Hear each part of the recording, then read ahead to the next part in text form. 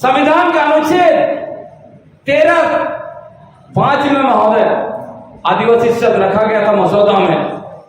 ये लोग डर गए कि आदिवासी मालिक बन जाएंगे, इसलिए महोदय संशोधन संख्या 491 के द्वारा 1 दिसंबर 1948 को आदिवासी शब्द को, अबोरिजिनल शब्द को संविधान से हटा दिया गया। और आज भारत सरकार कहती है भारत में आदिवासी नहीं रहते। ये भारत के 12 करोड़ आदिवासियों के साथ अन्याय है महोदय। देश में महामहिम राष्ट्रपति आदिवासी हैं, लेकिन महोदय 9 अगस्त को जब इस देश में 12 करोड़ आदिवासी दिवस मनाते हैं महोदय, तब महामहिम राष्ट्रपति हमें बधाई तक नहीं देती है महोदय। कैसे मान ले वो हमारा समाज से है? हमारे बहुत सारे ऐसे मुख्यमंत्री हैं आदिवासी दिवस में बधाई नहीं देते, आदिवासी नेता आदिवासी दिवस नहीं मनाते हैं। हमारे पहचान को मटियामेट करने की कोशिश की जा रही है महोदय, और हमें जनजाति बता दिया गया। सोचिए, शेड्यूल्ड ट्राइब का क्या हिंदी ट्रांसलेशन जनजाति होगा कि जन होना चाहिए? आदिवासी जन होना चाहिए। जाति शब्द डाल के वर्ण और जाति में घुसा के हम लोगों को हमारा अस्तित्व मिटाने चाहते हैं ये लोग। इसलिए महोदय हम लोगों को आदिवासी पहचान को कैसे सुरक्षा दिया जाए, वो हमारे चैलेंज है। दूसरा मुद्दा यह है महोदय कि जो 5वीं अनुसूची जिसकी आपने इतिहास थोड़ा बताया, 5वीं अनुसूची को लेकर झारखंड हाईकोर्ट में केस किया गया। 2 केस आए। उन्होंने कहा कि 112 ऐसे ब्लॉक हैं जहां आदिवासियों की जनसंख्या घट गई है, 50% से कम है, इसलिए अनुसूचित क्षेत्र को हटा देना चाहिए, इसको रीडिफाइन किया जाना चाहिए। महोदय मैं याद दिलाना चाहता हूं कि अनुसूचित क्षेत्र का निर्धारण जनसंख्या के आधार पर नहीं हुआ है। इतिहास पढ़ना चाहिए ऐसे लोगों को जो कहते हैं कि जनसंख्या के आधार पर सब कुछ यहां पे चलेगा। अनुसूचित क्षेत्र में जनसंख्या के आधार पर चीजें नहीं चल सकती है। पहली बार अनुसूचित जिला 1874 में घोषित किया गया और उस समय में कानून बना अनुसूचित जिला अधिनियम, और उसमें चुटिया नागपुर, जिसको आज छोटा नागपुर बोलते हैं, और संताल परगना, यही 2 जिले थे। अब सोचिए बाद के दिनों में जब संविधान बना और यहाँ पे संविधान आदेश जारी किया गया महोदय, उसके बाद हजारीबाग जैसे जिला को सेट कर दिया गया। यह अन्याय हुआ है। पूरा का पूरा चुटिया नागपुर ही अनुसूचित क्षेत्र है, यहाँ का आधार जनसंख्या नहीं हो सकता है। अभी परिसीमा में आ रही महोदय, कहते हैं आदिवासियों में जनसंख्या कम हो गया है।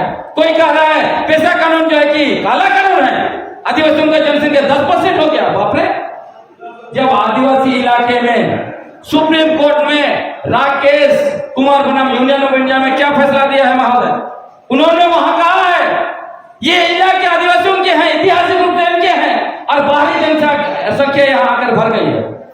महोदय संविधान का अनुच्छेद 19(1) A, B, C, D, E और G का रेफरेंस देते हुए बाहरी जनसंख्या बाढ़ की तरह आ रही है महोदय। लेकिन वहीं देखिए संविधान का अनुच्छेद 19(5) में क्या लिखता है? यदि आदिवासी पर, अनुसूचित जनजाति पर उनका अस्तित्व पर खतरा आएगा महोदय, तो सरकार कानून बनाकर रीजनेबल रिस्ट्रिक्शन लगा सकती है। 24 साल हो गया महोदय, क्यों झारखंड विधानसभा में कानून नहीं बन रहा है बाहरी जनसंख्या को रोकने के लिए? आज बाहरी जनसंख्या बाढ़ की तरह आ रही है, हमारा नौकरी छीन के ले जा रहे हैं महोदय। अभी आंकड़ा आया है, बोलता है झारखंड जो राज्य आदिवासी के नाम से बना, वहां 3.5% आदिवासी नौकरी करते हैं महोदय। अब चले जाइए महोदय सचिवालय, कोई सरकारी दफ्तर चले जाइए, आप उंगली में गिन लेंगे कितना आदिवासी नौकरी करता है महोदय। ये आदिवासियों के साथ अन्याय है महोदय। मैं कह रहा हूं महोदय कि 5वें अनुसूचित क्षेत्र का प्रशासन और नियंत्रण संविधान के अनुच्छेद 244(1) और 5वीं अनुसूची के प्रावधान के तहत होना चाहिए। यहां क्या हो रहा है? झारखंड पंचायत अधिनियम 2001 और नगर पालिका अधिनियम 2011 असंवैधानिक तरीके से लागू है महोदय, जबकि संवैधानिक रूप से बनाए गए पेशा कानून 1996 यहां लागू नहीं हो रहा है। यह दुर्भाग्य है हमारे लिए, झारखंड के लिए कलंक है महोदय। मैं आपको बताना चाहता हूं कि क्यों मैं असंवैधानिक बोल रहा हूं, और मैं आपको यह भी बताना चाहता हूं 22 जुलाई 2021 को झारखंड सरकार के मुख्य सचिव ने माननीय झारखंड हाईकोर्ट में महोदय उन्होंने वहां पे एफिडेविट दायर किया महोदय, और एफिडेविट में लिखा है कि अनुसूचित क्षेत्र में मुख्यमंत्री सहित मंत्री परिषद का कोई अधिकार नहीं है। महोदय आप दंग रह जाएंगे उस दस्तावेज को देख के। झारखंड के माननीय सचिव ने यहां भी लिखा है, चीफ सेक्रेटरी मुख्य सचिव ने यहां भी लिखा है कि यहां पर असंवैधानिक तरीके से, गैर कानूनी तरीके से प्रशासन चलाया है महोदय। अब सोचिए, जब 5वीं अनुसूची के तहत सिर्फ और सिर्फ महामहिम गवर्नर को ही अधिकार है, तो यहाँ पे किस आधार पर झारखंड पंचायत राज अधिनियम बनाया गया महोदय और पेशा कानून को सेट किया गया? मैं आपको बताना चाहता हूं, ये जो झारखंड पंचायत राज अधिनियम महोदय ये असंवैधानिक है। यहाँ कैसे असंवैधानिक है? जब 73rd अमेंडमेंट लाया गया इस देश में महोदय 1992 को, उसके बाद बिहार सरकार ने बिहार पंचायत राज अधिनियम 1993 बनाकर अनुसूचित क्षेत्रों में पंचायत चुनाव के लिए ऐलान कर दिया महोदय। हमारे दो सम्मानित वकील जो आज दुनिया में नहीं रहे, डॉक्टर वसुदेव बेसरा और एस गुरु साहब, पटना हाईकोर्ट गए। उन्होंने पटना हाईकोर्ट में चुनौती दिया, कहा कि संविधान का अनुच्छेद 243M1 के तहत समान पंचायत कानून अनुसूचित क्षेत्र में नहीं लागू होता।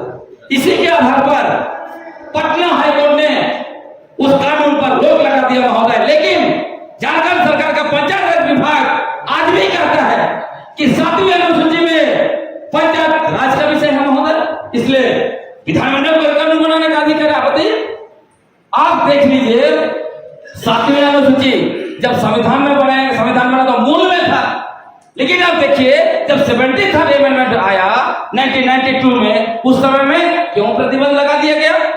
क्यों हमारे जो है कि संविधान निर्माताओं में जो अमेंडमेंट किए लोग प्रतिबंध लगाए? अगर 7वीं अनुसूची का मामला होता तो प्रतिबंध नहीं लगता महोदय।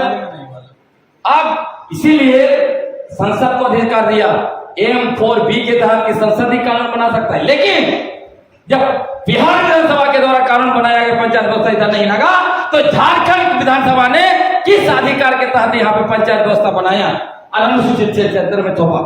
दूसरा महोदय, ये जो JPRA कानून बना है झारखंड पंचायत अधिनियम 2001, उसका धारा 1 उपधारा 2 देखिए, उसमें लिखता है कि ये जो नगर पालिका क्षेत्र, ये जो होगा पंचायत व्यवस्था होगा, पंचायत कानून नगर पालिका क्षेत्र में नहीं होगा महोदय।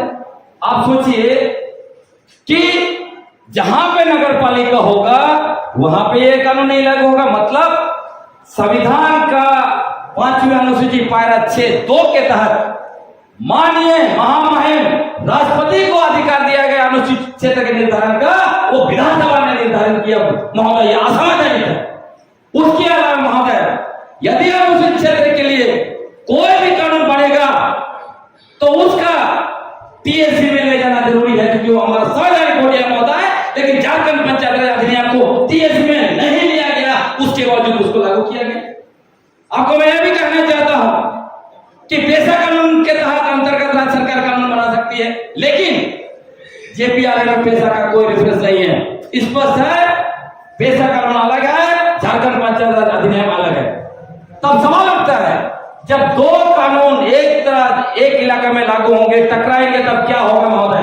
संविधान का अनुच्छेद 254 पढ़ लीजिए, उसमें स्पष्ट है कि संसद का कानून लागू होगा। यदि संसद का कानून को नहीं लागू करना है, विधानसभा को कानून को लागू करना है, उस स्थिति में महोदय महामहिम राष्ट्रपति से अनुमति लेना पड़ेगा।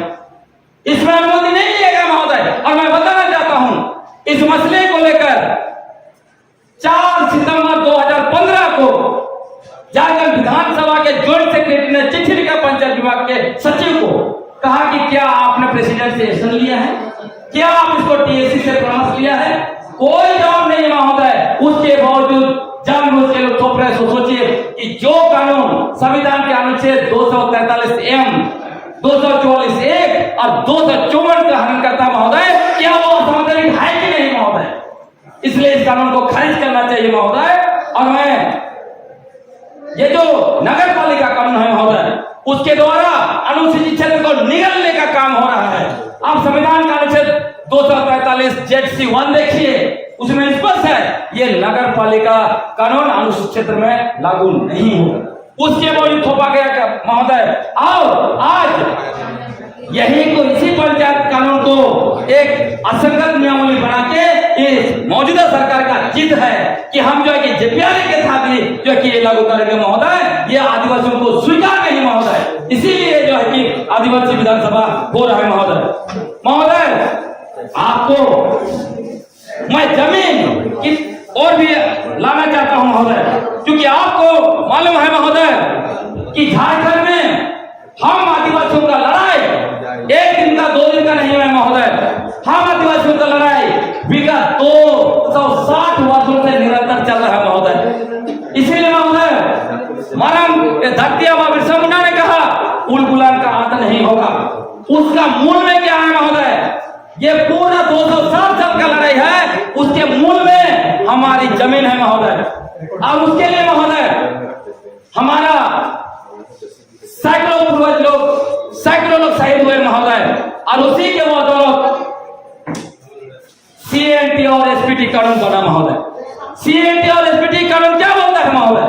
आदिवासी का जमीन का आदिवासी नहीं ले सकता है। तो महोदय आप बताया जाए तो किस आधार पर पूरे झारखंड के आदिवासियों की जमीन पर बाहरी लोगों का बड़ी बड़ी इमारतें खड़ी हो रही है, बड़ा बड़ा स्कूल खुल रहा है, बड़ा बड़ा हॉस्पिटल बन रहा है आदिवासी जमीन पर, और यहाँ की सरकार जो हमारी सरकार है वो कुछ नहीं कर रही महोदय। जमीन नहीं रहेगा तो हम आदिवासी लोग खत्म हो जाएंगे महोदय। जमीन क्यों लूटा जा रहा है?